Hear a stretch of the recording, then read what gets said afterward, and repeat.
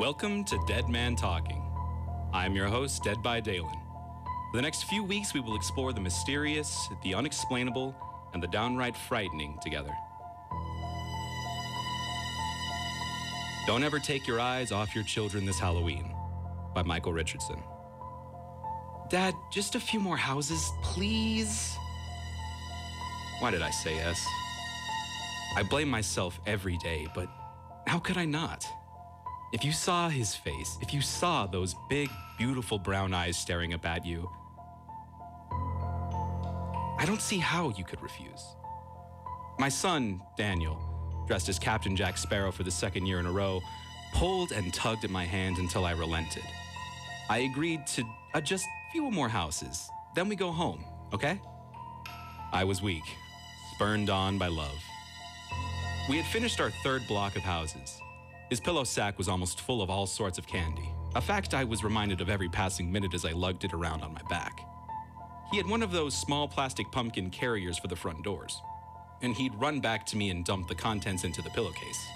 Our system was flawless, a perfect combination of teamwork and strategy meant to produce maximum amounts of candy. Those answering the door would see an adorable Jack Sparrow with an empty bucket, and most of them would add some extra candy bars or gum packets to accommodate the poor pirate. So he didn't need more candy. He was just enjoying the night. An unseasonably warm October after so many years of miserably cold Halloween nights. I couldn't say no. Children only have so many years of trick-or-treating in them, and I wanted to make him the most of each one. We walked down an alleyway to the next block, the last street before the country fields took over. The first house was lit up with orange and white lights, fake spiderwebs draped over their hedges. He practically sprinted up to the door, not noticing the fake body sitting on the chair. At least, I thought it was fake. It started to move. I tried to yell and warn Daniel, but the body on the chair already grabbed my son's arm, emitting a howling growl at the same time. Captain Daniel, was unfazed. He even started to laugh. I was so proud of him in that moment. After thanking the woman at the door and wishing her a happy Halloween, he sprinted back to me, excitedly dumping the contents of his conquest into the bulging pillow sack. Dad, did you see me? I wasn't scared at all. Buddy, you are a champ. If that was me, a little bit of pee would have come out. Bet on it. We shared a laugh together, and he threw his arms around me. It would be the last time either of us would laugh. I looked down at his eyeliner-streaked face, his beautifully crafted hand-sewn pirate hat, courtesy of the missus, and, to my everlasting shame, I said the words that haunt me every day. Okay, little captain, one more house. There was only 3 more on the street. The 2 beside the house we had just gone to were dark and had no decorations on them. Every child and parent knows this as the universal sign of don't bother coming to my house for candy. So we skipped those 2 and ended up at the house at the end of the road. To his credit, Daniel noticed that it also didn't have any decorations, but the front porch light was on. He looked at me, silently asking for my approval. I didn't get a sense that anything was particularly wrong or off about the house. Even though it didn't have any of the lights or spiderwebs or fake bodies the other houses had, the outside light was on and we could both see a red and white candy-striped bucket on the front porch. There was also a note above the bucket, and I could already guess what it instructed that you take a few pieces of candy and be on your way. But I was always cautious, ever wary. I told him to stay on the sidewalk, and I walked up to the front porch. I picked up the note. It read, "If no one should answer when you ring the bell, please take a candy, and I wish you well." There were no windows that I could subtly peer into, but the house on the outside was perfectly presentable. The porch was clean, the lawn crisply cut, and clearly maintained. I peered inside the bucket and my eyes lit up. Even as an adult, I knew that full-sized chocolate bars were rare. But there they were. Snickers, Mars, O. Henry, all of the classics in full-sized glory. I was so excited for Daniel. I turned around and went back to the sidewalk where he was practically brimming with energy. Even after a long night like this one, he was raring to go. I put on my best pirate voice. "All right, Captain. The note says to knock on the door, and if no one answers, you can take one of the treats from the bucket. Just one, though, okay? Make it fair for the other children." "Aye, aye, me matey," he said back in his best pirate voice. We gave each other a fist bump. He walked up the pathway to the front door. I made sure to watch him the whole way. It could be another setup, some clever house owners putting together an elaborate ruse to get the children's guard down before they reveal the big scare. My phone vibrated once in my pocket. No doubt it was a text message from my wife. I watched as my son knocked on the door and patiently waited. We agreed before the night began that if nobody answered within 10 seconds, then it was time to move on. I remember every detail of those next 10 seconds. 1. I took my phone out of my pocket, still keeping an eye on Daniel. 2. I entered the code in without looking at the phone, unlocking the screen. 3. Daniel was still waiting at the door. 4. Through muscle memory, I brought up the new messages screen, still not taking my eyes off of my son. 5. He began to turn around. 6. He started to head towards the bucket left on the front porch. 7. He smiled at me. 8. I glanced down at my phone. Sent. "You and the captain okay?" 9. Reply. "On our way home." 10. Daniel was gone. I didn't register it at first. I figured he was hiding behind something. "Daniel!" I called out. "Daniel!" There was no reply. I ran up to the porch, but I found nothing. No clue as to where he had gone. There was no way he could have ran around the house, not in the span of 1 to 2 seconds. No way. I looked up and down the street, but there was no one. No parents, no kids, nobody. Did someone open the door? Was he inside? I started to pound furiously on the front door, screaming my son's name. I was screaming at the top of my lungs as I tugged at the door handle, trying to get it open. I must have screamed loud enough because the woman whose house Daniel was so brave at opened her door and yelled after me. "Is everything all right?" "No. Have you seen my son? The little boy dressed as a captain." "Oh my goodness, no, I haven't. Should I call someone?" Call someone. His cell phone. I smacked myself in the forehead. I forgot he had one on him. I grabbed the phone out of my pocket and dialed his number. It went straight to voicemail. I almost threw the phone right then and there, but I tried to calm myself down, tried to think back. But all I could picture was someone, something, opening the door, grabbing my son, and covering his mouth before he could scream for me. I dialed 911. I didn't care if we found him later, if he was playing some trick on me. I just wanted him back. I told the neighbor to grab a flashlight and help me look for him. When the cops arrived, the neighbor and I had been looking all around the house, trying to find a way in. I was about to break a window when I heard the sirens. Those wailing sirens echoing in the distance. I took such comfort in them. I just knew in my heart that as soon as they got here, my son would pop out of somewhere, tell me it was all a big joke. I wouldn't scold him, I wouldn't yell at him. I would just hug and squeeze and hold on to him until he left for college. I told the cops everything, down to the exact detail as I remember it. They also pounded on the door. But when they saw my frantic behavior, the impatience riddling my body, they went ahead and broke the door in. They told me to stay behind, let them clear the house. I wanted to protest, to scream at them, to tell them nothing could keep me away. But when they drew their guns and yelled into the house, I knew they were taking this seriously. 5 of the longest minutes of my life passed by. I don't know when she did it, but at one point I looked down and the neighbor was holding my hand. She had children of her own. She knew what was happening, what could be happening. When the 2 cops came out of the house, the look on their faces said it all. I almost broke down there on the street, but I had to hold on a little longer. I tore into the house, past the outstretched arms of the officers, and started yelling for my son, bursting in and out of each room with ferocious intent. It wasn't until I went up the stairs into what was once a bedroom that I realized no one was living in this house. No one had been living in this house for years. I ran down the stairs, almost knocking the officers down as I ran up to the woman, the helpful neighbor. I grabbed her and started yelling, "Why didn't you tell me? Why didn't you tell me no one was living here?" She started to stammer, taken aback by my sudden turn, my aggression towards her. I didn't know. I've only lived on the street for a few months. I never saw anyone come in or out, but that could be for 100 different reasons. I'm sorry. I didn't know.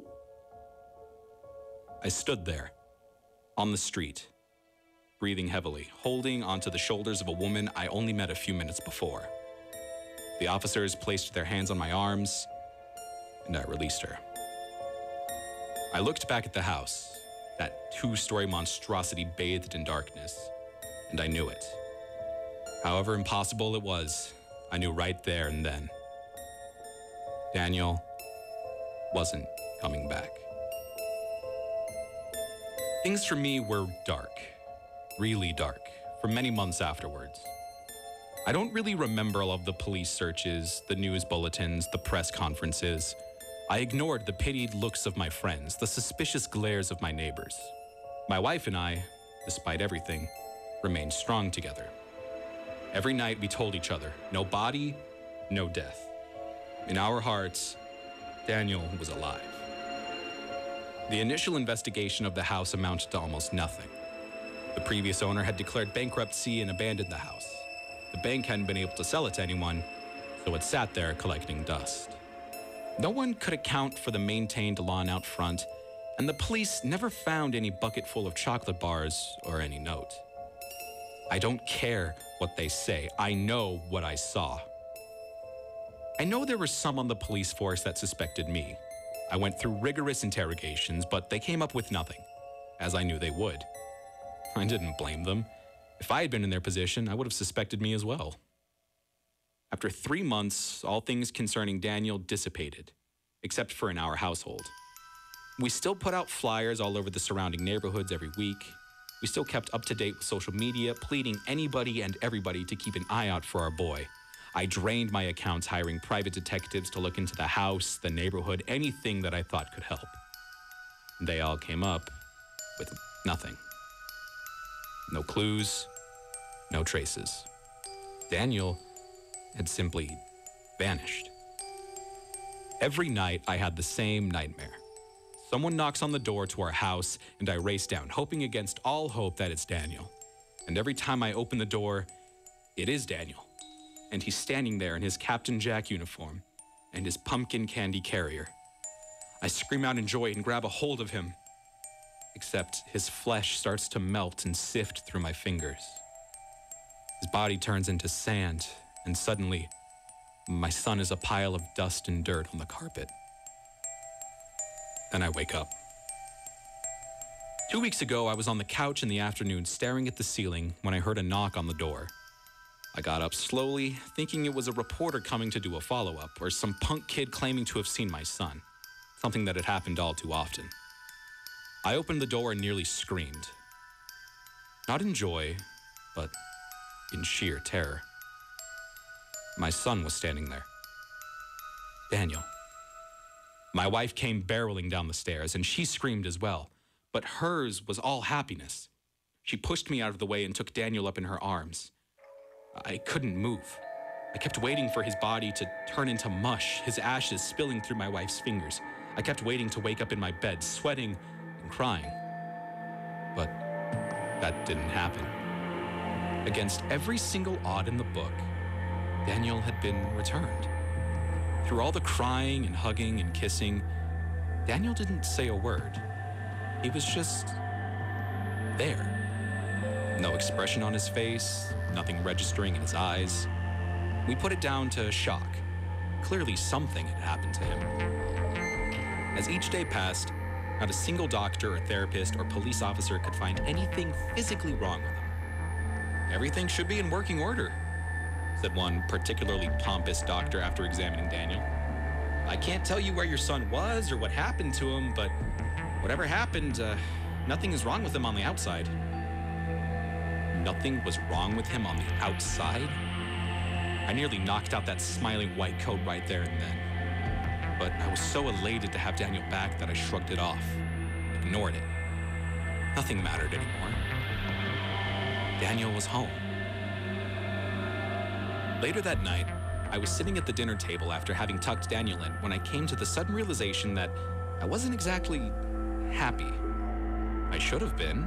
I should have been screaming over the rooftops with complete joy in my heart. But something was wrong. Daniel wasn't Daniel anymore. That happy, brave boy had come back different. I tried to think about why. Obviously, it had something to do with where he had been, what had happened to him, but there was something else, something nagging at the back of my neck. Then, with a cold, sinking feeling, I remembered. Daniel had said something when I tucked him in. He had whispered, "I like it here." I didn't register it at the time, but sitting at the table, I didn't like it. What did that mean? I ran up the stairs and opened his door. He was sleeping just as he should have been. I almost laughed out loud. What was wrong with me? My son was home. That's all that mattered. A few nights ago, I woke up in the middle of the night to see Daniel standing in the doorway.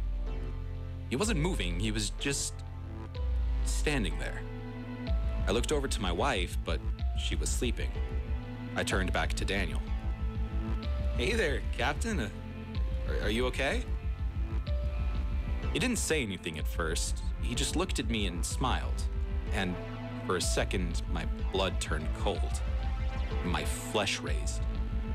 That smile wasn't my son. Then he whispered something, but I couldn't hear it. "What was that?" I asked him. Then he sprinted towards me, so fast, so quick, and he yelled, "I like it here." Then he ran back out of our room and into his, slamming his door. My wife slept through the whole thing. Last night was the turning point. I was just about to lock the front door for the evening when my wife started screaming. And I mean screaming. I was convinced in the few seconds it took me to bound up the stairs that someone was killing her. In a way, I was right. I burst through the bedroom door to find Daniel standing over my wife with an axe. He had that dead smile on his face again. The axe was raised above his head when I tackled him. He started to scream, and I started to cry. He just kept repeating the same thing over and over again. "You'll like it there. You'll like it there. You'll like it there." Now, I'm lost. I don't know what to do, who to turn to. And as Halloween approaches, I think I have to go back. Back to the house where it all began. I'm going to take Daniel. Maybe he can show me where he wants us to go.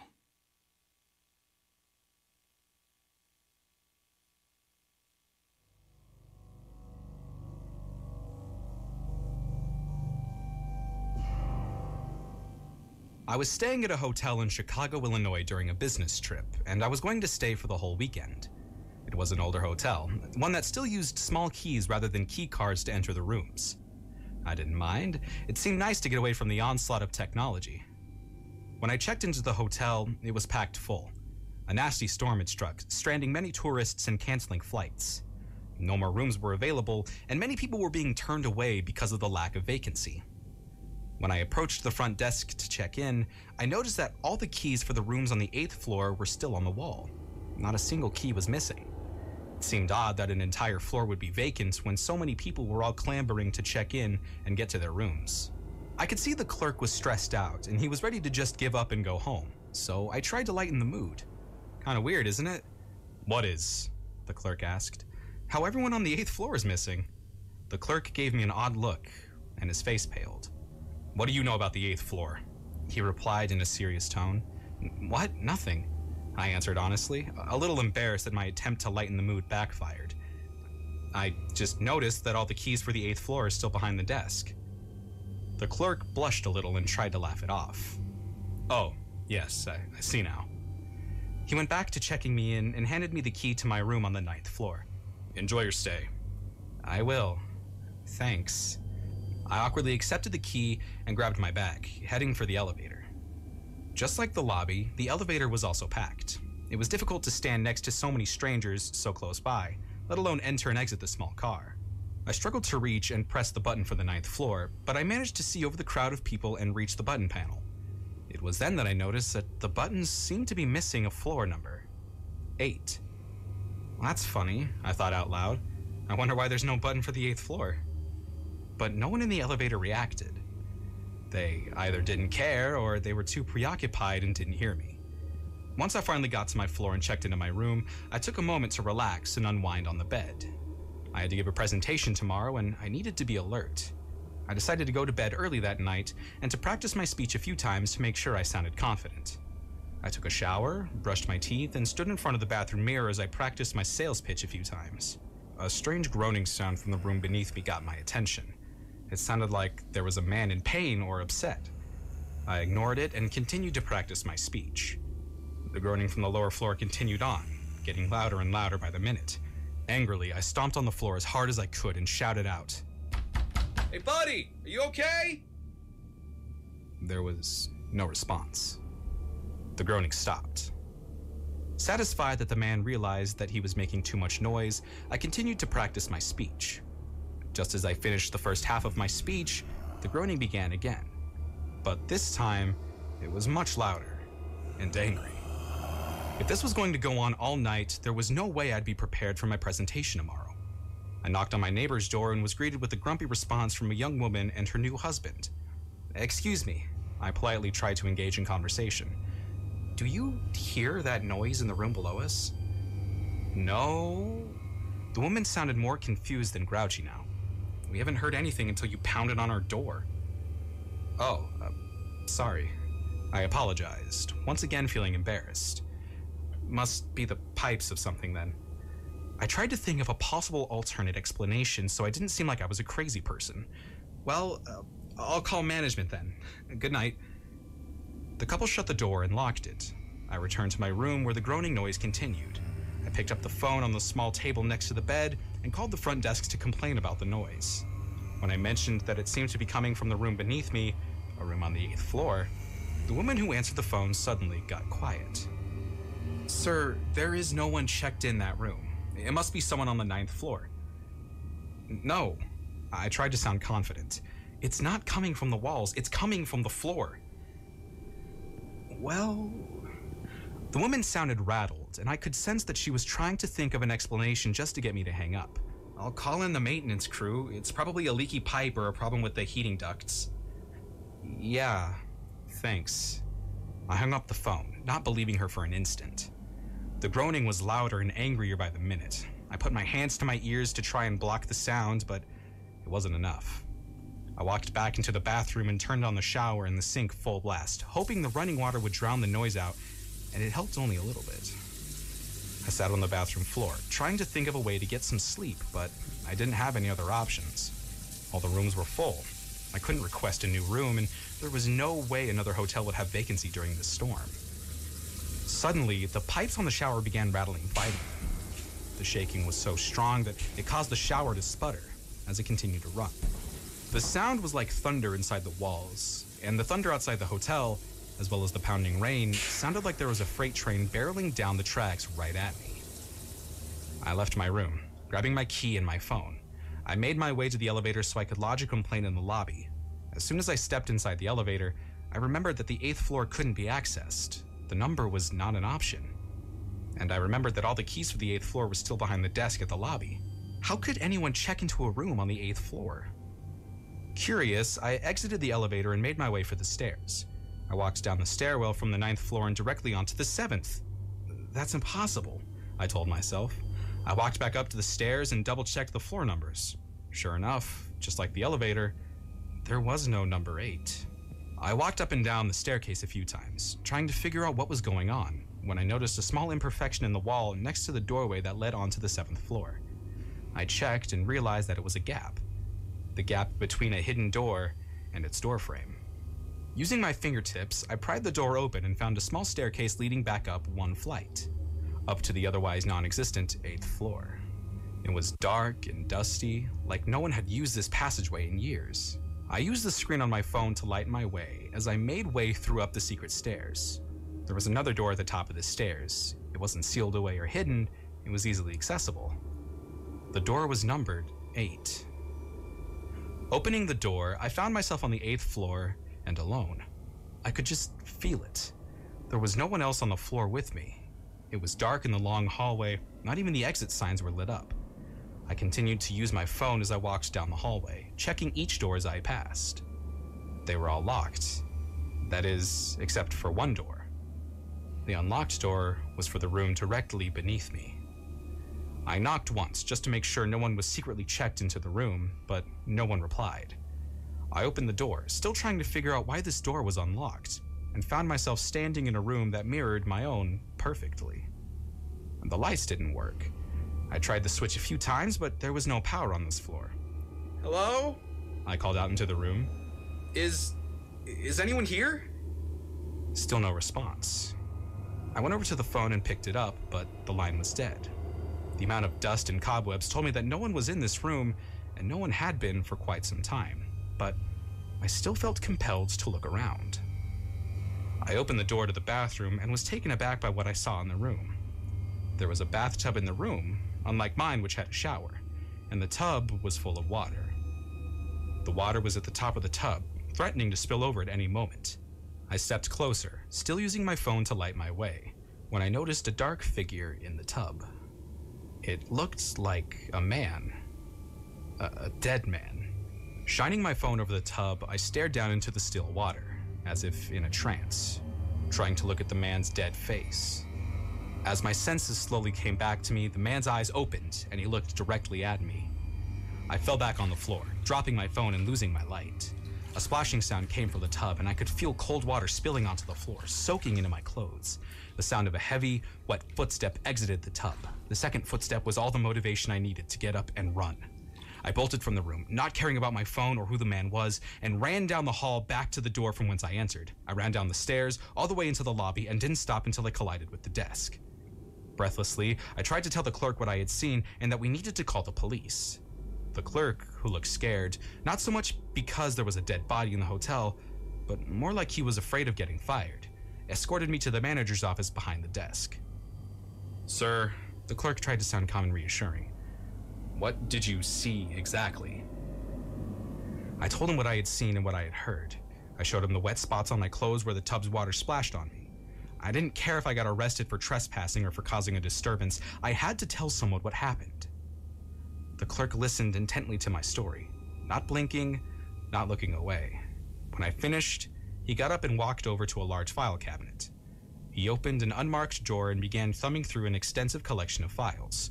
Pulling a file from the drawer, he opened it up and pulled out a very old newspaper article. Is this the man you saw?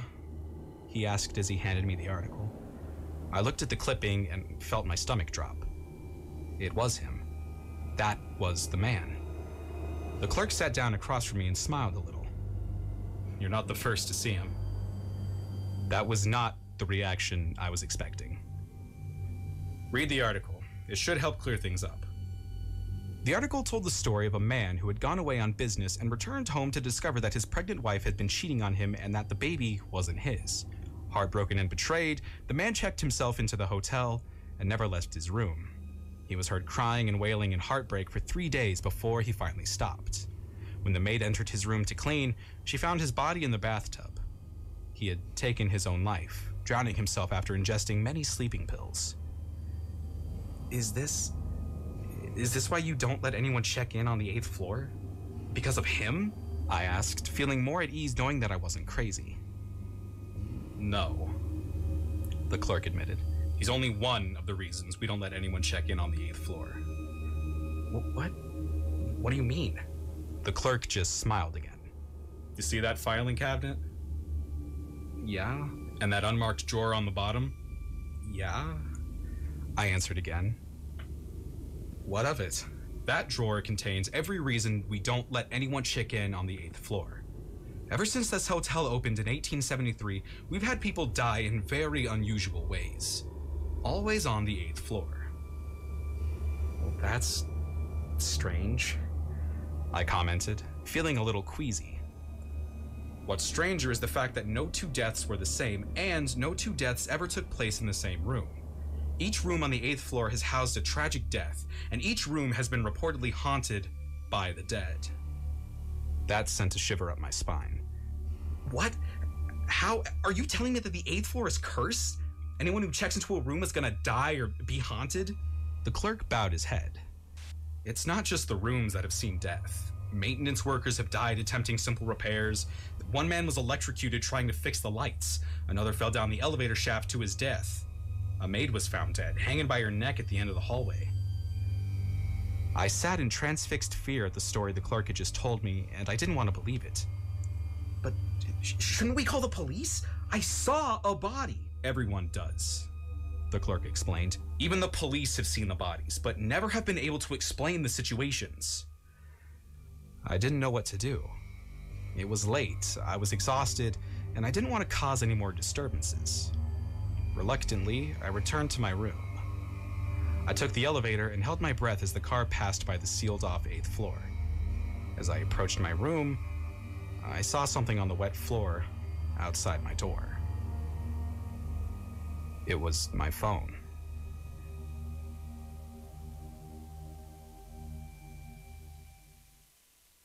When I was little, I didn't talk for a long time. I was sensitive to lights and sounds, so I'd build secret hiding places where they couldn't get in. Sometimes I'd do the same things over and over, until one day I found out I had autism. My family got me help. Slowly, I learned how to live with it better. Early intervention can make a lifetime of difference. Learn the signs at autismspeaks.org/signs. Brought to you by Autism Speaks and the Ad Council. I can't believe he found them. He seems sorry. We very clearly told him not to look up there. I'm honestly impressed that he was able to do it. Right? What, did he balance on that big chair? Yeah, I mean, I guess he'll just know what his gifts are this year. I really thought we had hidden them well. If they can find their presents, they can find a gun. 911, what is your emergency? Every day, 8 kids and teens are unintentionally killed or injured by loaded and unlocked guns. Learn how to make your home safer at endfamilyfire.org. Brought to you by the Ad Council and End Family Fire.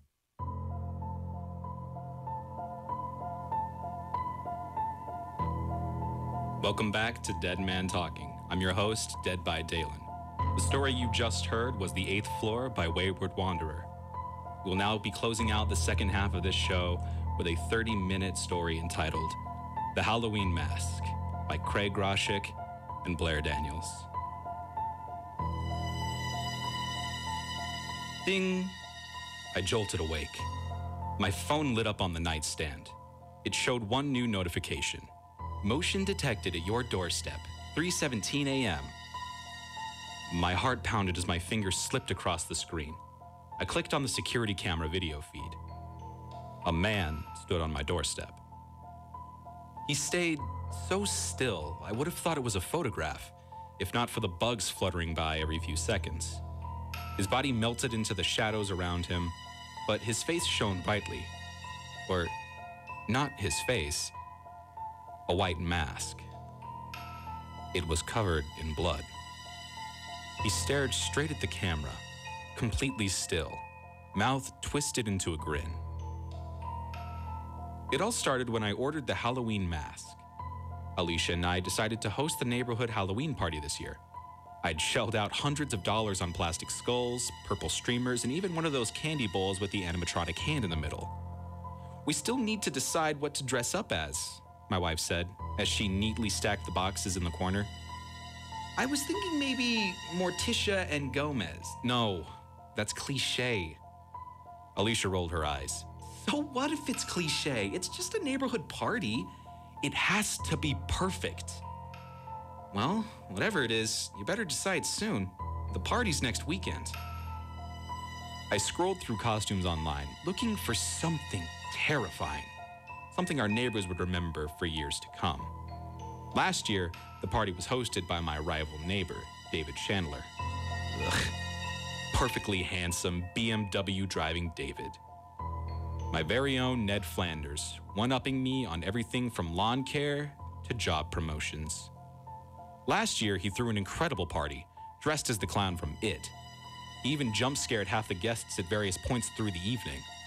People were still talking about how awesome it was. I had to do better. "What about that?" Alicia asked, pointing to a plain white mask.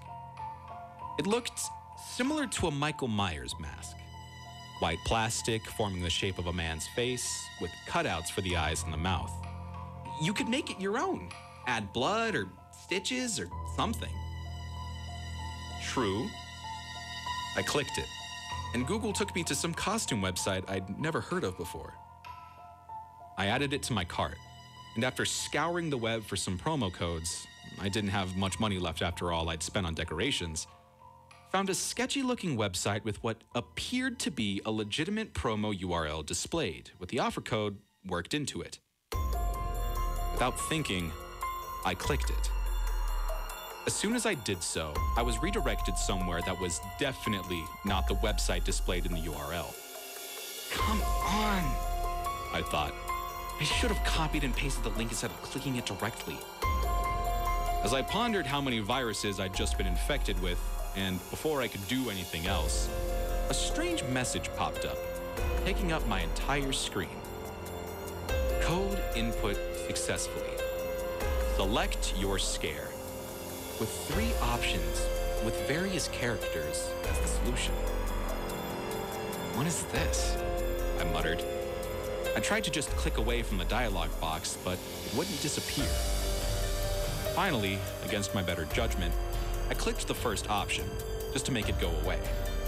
I was happy to see I was back on the website I'd originally intended to order from, with my items still in the shopping cart, and the promo code successfully applied. Can't believe it, I thought. It actually worked.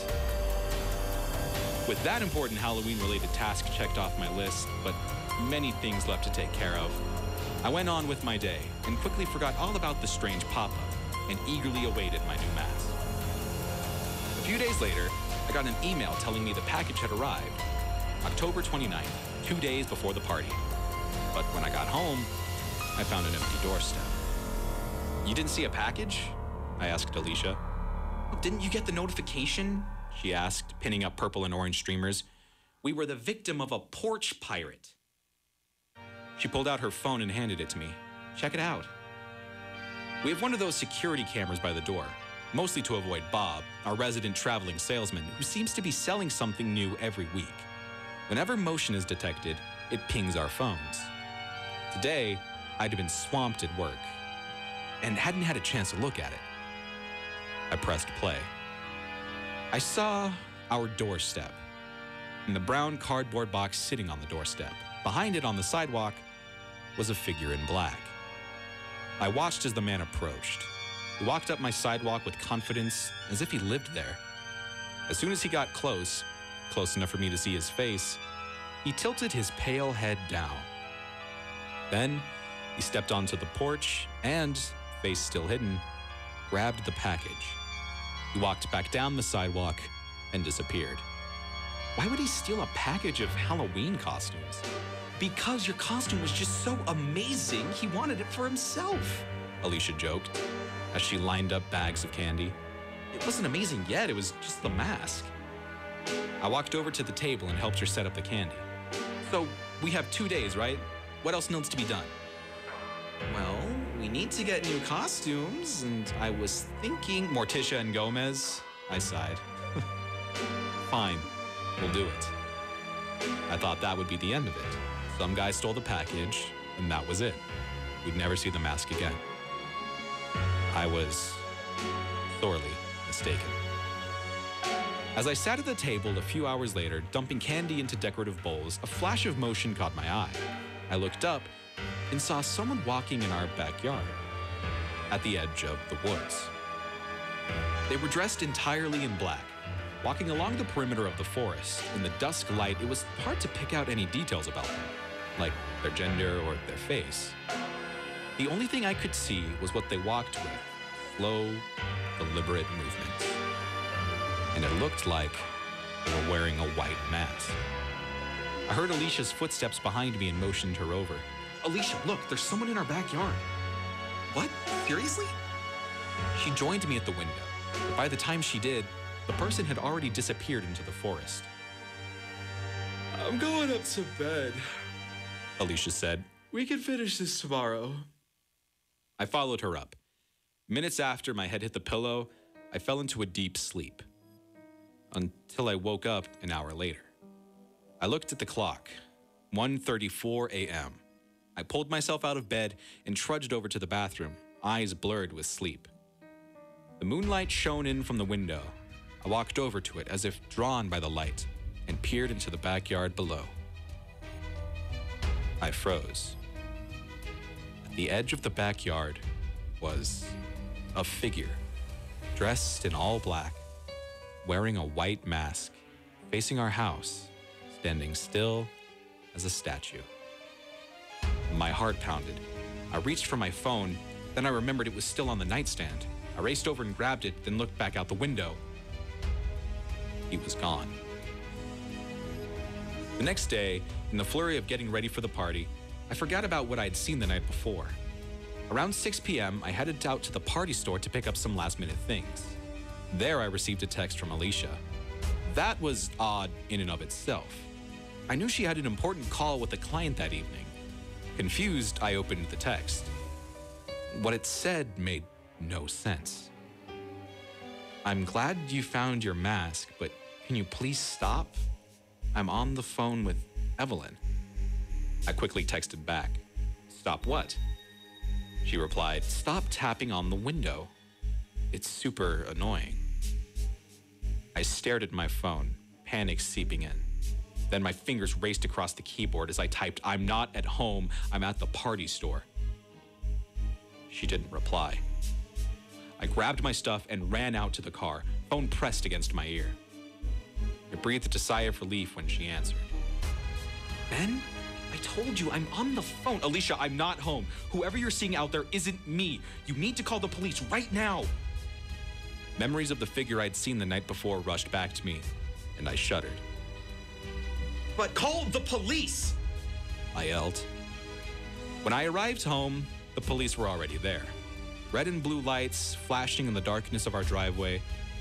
Alicia stood in the driveway, giving her statement, somewhat begrudgingly. "All I saw was someone in a black hoodie, black pants, and a white mask with fake blood all over it. They were over there at the office window." "You didn't recognize anything about them?" the tall, lanky officer asked. "I thought it was my husband, but he was at the store apparently. Look, I'm sure it's just some teenager from the neighborhood playing a mischief night prank. And if it is," she said, giving me a stern look as I walked over, "I don't want to press charges. We were all young and dumb once." The officer laughed at that. An annoying, high-pitched laugh that grated my eardrums.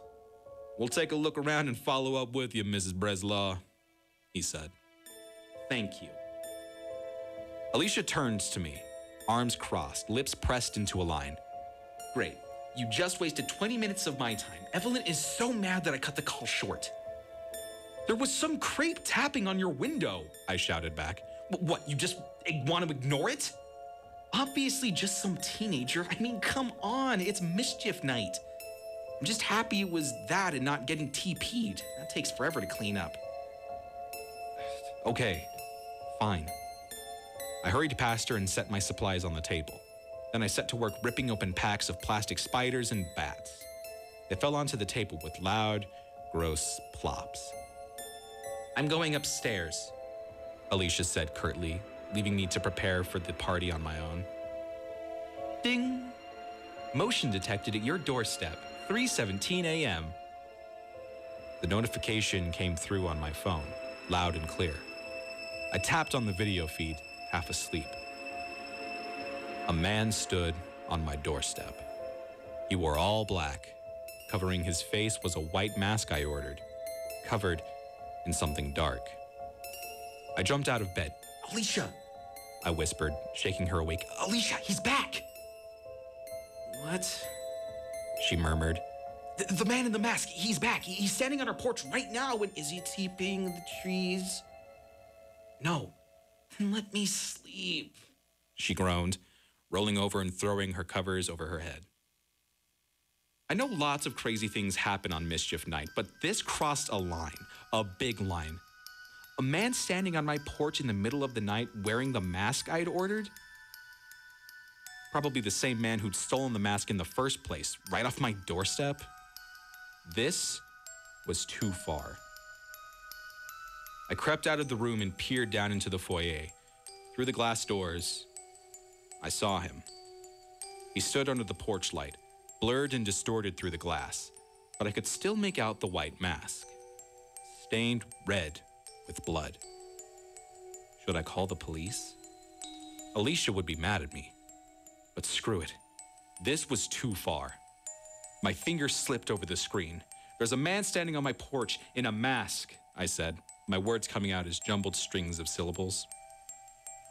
As soon as the call ended, the figure shifted. Then it receded until all that remained was the empty porch. I clicked back to the security camera feed. It, too, showed nothing but the empty porch and the shadows of our front yard. A sharp knock on the door tore me from my thoughts.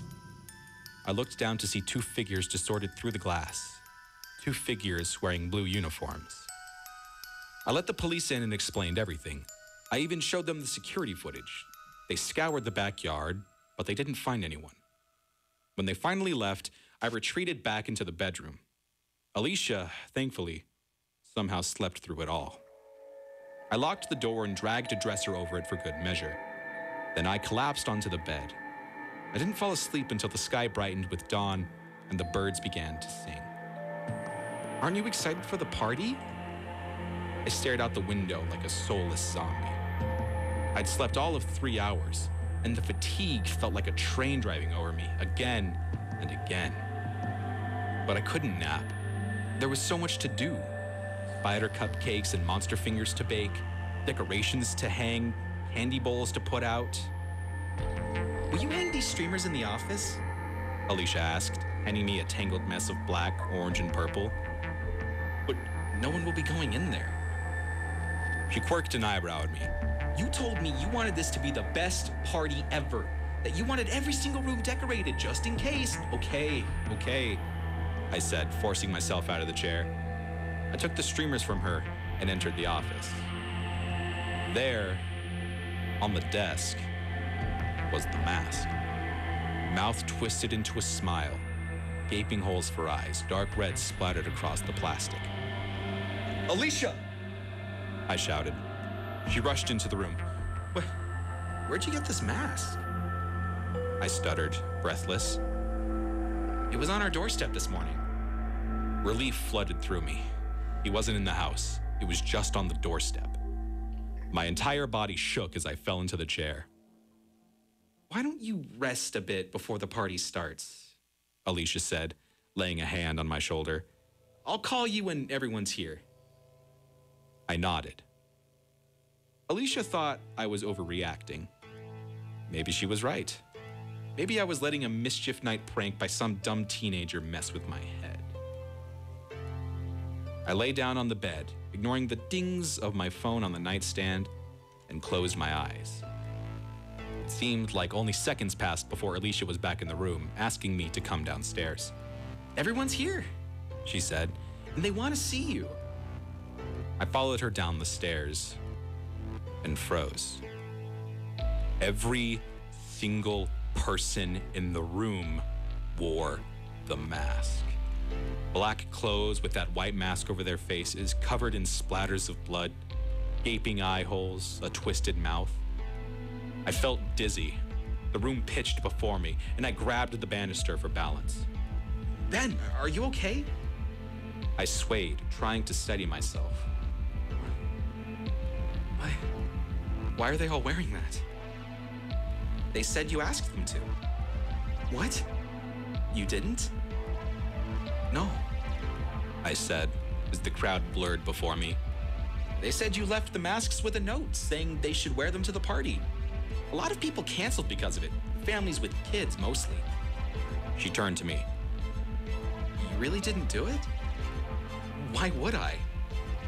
Alicia shrugged. I don't know. You were obsessed with this party from the beginning. And the mask, I thought maybe... She trailed off. If you didn't put the masks in their mailbox, who did? Him. The man who had been tapping on the window. The man who had been standing on our porch last night. The man who stole my mask.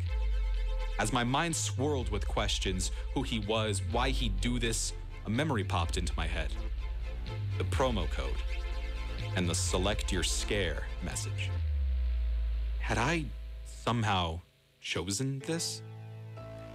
I stared into the crowd. 50 masked faces stared back at me, all identical. Anyone could be him, or no one. Before I could think, a hand pulled me into the crowd. Ben, hey, how's it going? A familiar voice asked behind the mask. Eddie Huntley, the blonde-haired man that lived 3 houses down the street. It's good, I said, faking a smile. He continued to talk, but I only pretended I was listening. I looked across the crowd. All the masked faces were turned towards each other, bobbing and nodding in conversation. Except for one, who was staring right at me. I broke away from the conversation. Hey, hey! I shouted, pushing through the crowd. His gaping eyes stared back at mine, soulless, empty. I grabbed the mask and I ripped it off and stared into the face of Marie Chandler, the wife of my rich, luxury-loving neighbor. Ben, great party. Love the masks, she said in her elegant, soft voice. Really adds a creepy flavor to the whole thing. Thanks, I stuttered. Hey, have you seen David? It seems I've lost him. I shook my head. She continued staring into the crowd. Ding! My phone chimed. I slowly pulled it out of my pocket and looked at the screen. Motion detected at your doorstep, 8:32 p.m. I tapped on the camera feed. There he stood. David? Who else could it be? He was missing, and there was the masked man standing on my porch. Heart pounding, I fought my way through the kitchen, through the family room, and over to the front door. Now the porch was empty. I opened the door and stared out into the night. But beyond the halo of light the porch created, everything was a murky mess of shadow. I shut the door. The lights flickered, and then they went out. The room plunged into darkness. Shouts and murmurs sounded across the party. Masked faces whirled about in confusion. Turn the lights back on, a woman shouted angrily. Cell phone flashlights flicked on, twinkling among the crowd of shadows. Ding! Motion detected to your back door, 8:35 p.m.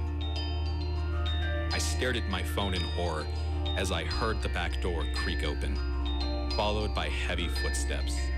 I ran through the family room and into the kitchen. The back door hung open, but he was gone, blended into the crowd. Stay calm, I told myself. Get the power back on. Then you can deal with finding the culprit. My head pulsed with pain as I considered the two options.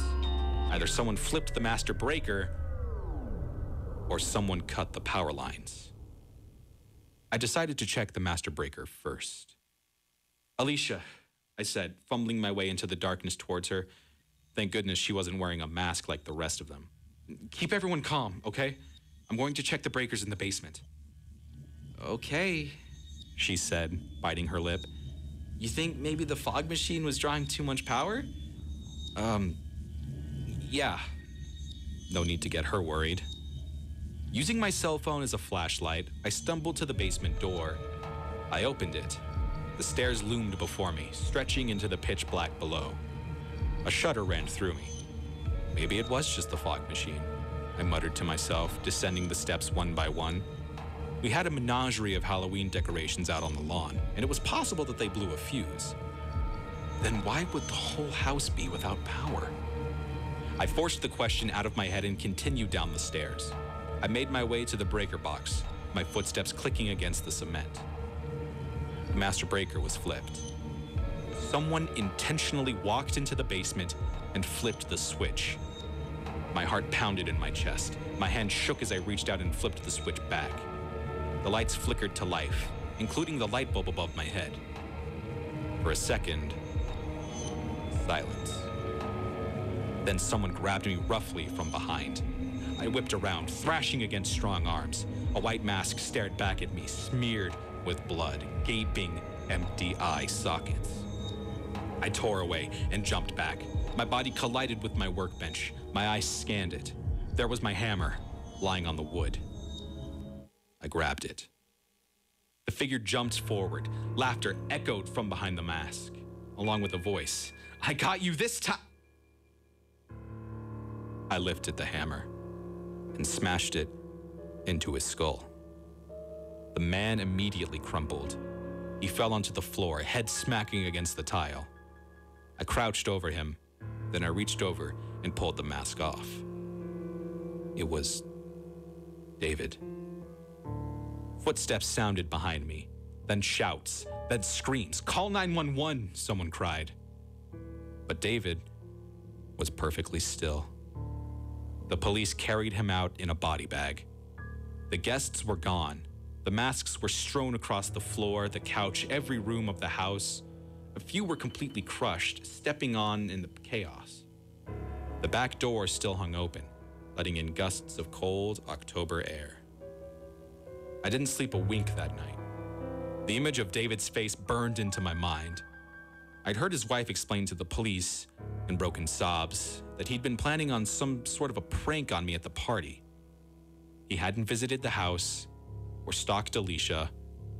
He'd only planned to scare at the party. She didn't know what it was until the lights went out. He was innocent. I spent half the day sleeping, the other half drunk. When night rolled around, Alicia pulled me off the couch. "Sit out on the porch with me," she said. "Why? It isn't good for you to be inside all day like this." I followed her out, beer in hand. We sat on the back porch facing the forest. "Ben, you didn't mean to," she forced out, glancing in my direction. "No, I didn't mean to. The funeral's in 3 days. Maybe we should go." She reached out and squeezed my hand. "I don't know if I can face Marie," I said, stumbling over my words, or any of them. My words caught in my throat.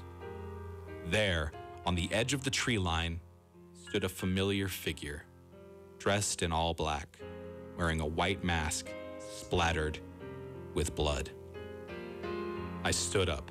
Alicia grabbed my hand, but I yanked it away. "Get off my property!" I screamed. The figure didn't budge. Fueled by alcohol and anger, I leapt off the porch and strode across the backyard. "Ben, please don't," Alicia called after me. "Take off your mask," I screamed, closing in on the figure. He still didn't move. "A man is dead because of you and your games." Alicia jogged after me, turning on her cell's flashlight. "Ben, please stop." But I didn't stop.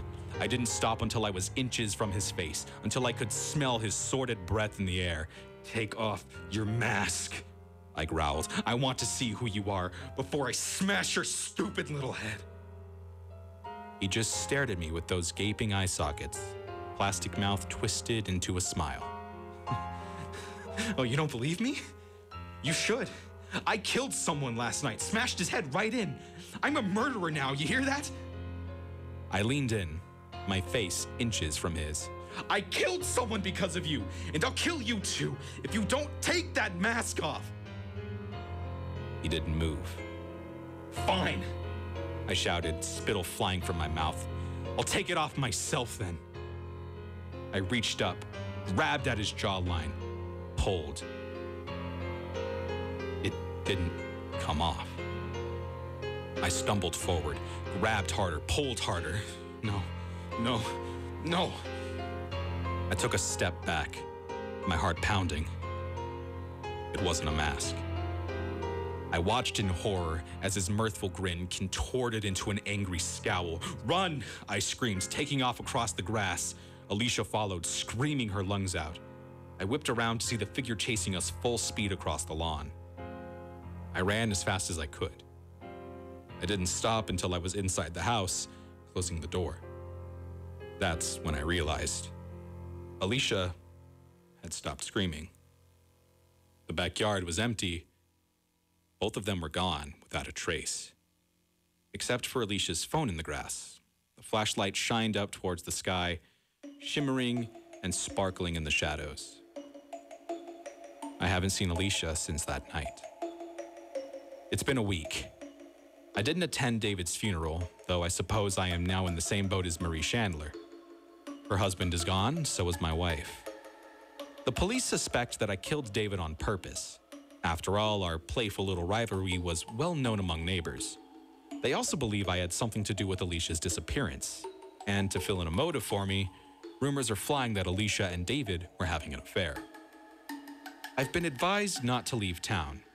So, as much as I would love to leave this all behind, I'm stuck here with my guilt, with the past. I leave you with a warning. The masked man, whatever he is still out there.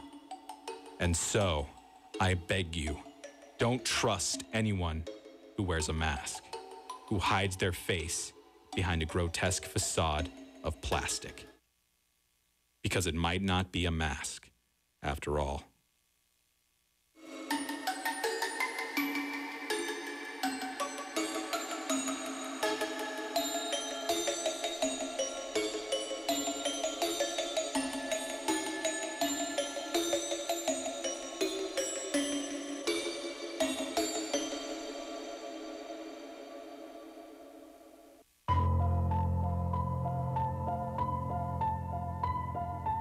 Thank you for listening to this week's rendition of Dead Man Talking. I was your host, Deadpipe Dalen.